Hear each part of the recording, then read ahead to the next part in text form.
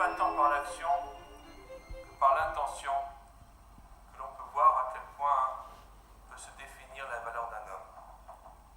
C'est d'ailleurs le sens de la paracha que nous allons lire cette semaine, Vaïkra, et aussi le sens des événements que l'on pourrait interpréter de ce qui va se produire la semaine prochaine, puisque nous allons fêter, si Dieu le veut, la fête de Purim. Vaïkra, c'est le début du troisième livre de la Torah qui parle essentiellement des korbanot, c'est-à-dire des sacrifices, des offrandes que l'on fait à Hachem. Or, le verset de la Torah nous dit Adam, qui akriv mikem korban l'Hachem. Un homme, lorsqu'il apportera parmi vous un sacrifice à Dieu, une offrande. Et Rabbi Ovadia Misforno, le commentateur italien du XVe siècle, dit à ce sujet qui akriv me'atzmechem, quand il apportera de vous-même, bevidouy devarim be'achna'a, par la confession et en humilité. Parce qu'en réalité, il y a un verset qui nous dit Unchalema farim sefatenu.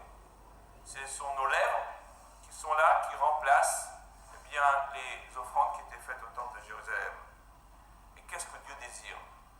Zivre Elohim, Ruach Nishbara. Dieu veut un esprit qui est non pas brisé, mais un esprit qui est repentant. Ce que Dieu désire, c'est que l'homme soit conscient de ses fautes, soit conscient de ses manques, soit conscient de ses désirs, de ses aspirations, et qu'il demande à Dieu de lui permettre de les accomplir.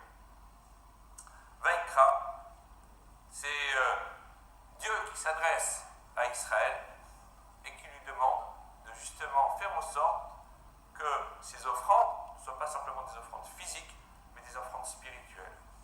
À tel point d'ailleurs que nos maîtres, se plaçant dans l'optique de Sforno, disent que même si la personne est malade, même si la personne est handicapée, même si la personne est dans la souffrance, même si la personne est dans la difficulté, bien si son âme est entière, s'il est prêt à s'adresser totalement à Dieu, alors les portes du ciel s'ouvriront et ses prières seront exaucées.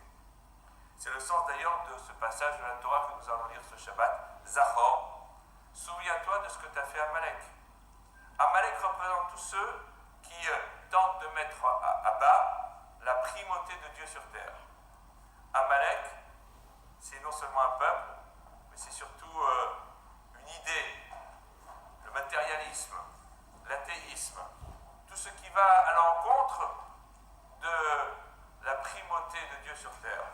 C'est d'ailleurs le sens de la paracha que nous lisons le jour de Purim, à la fin de Béchalar, où il est relaté la première guerre d'Israël contre Amalek.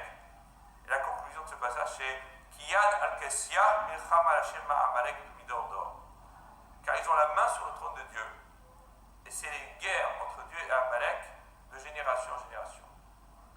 Tant que Amalek persiste, Dieu n'a pas sa place sur terre totalement. Il est incomplet. Comme le dit d'ailleurs le Midrash, lorsque Israël sortait d'Égypte, toutes les nations du monde étaient tremblantes. Elles étaient remplies d'effroi. Elles se disaient, waouh, cette nation a été accompagnée par un Dieu puissant. A été comparé Israël à une baignoire bouillante. Et puis le Midrash dit, Amalek c'est quoi? C'est un fou qui vient et qui plonge dans la baignoire. C'est vrai, il va sortir en se brûlant gravement. La guerre d'Israël contre Amalek va considérablement affaiblir Amalek. Mais malheureusement, il a réussi son œuvre. Désormais, la baignoire n'est plus fumante, elle n'est plus bouillante. Désormais, les nations n'ont plus peur de s'attaquer à Israël. La baignoire est refroidie. La crainte qu'inspirait Yetziat Mitzrayim, la sortie d'Égypte et le don de la Torah, n'a plus cours parce que Amalek s'est attaqué à Israël.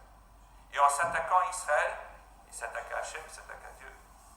Israël est là en tant que peuple élu par ses devoirs pour porter la parole divine à toute l'humanité, pour faire en sorte d'être Mamlechet Kohanim et Goy Kadosh, une nation de prêtres et un peuple saint.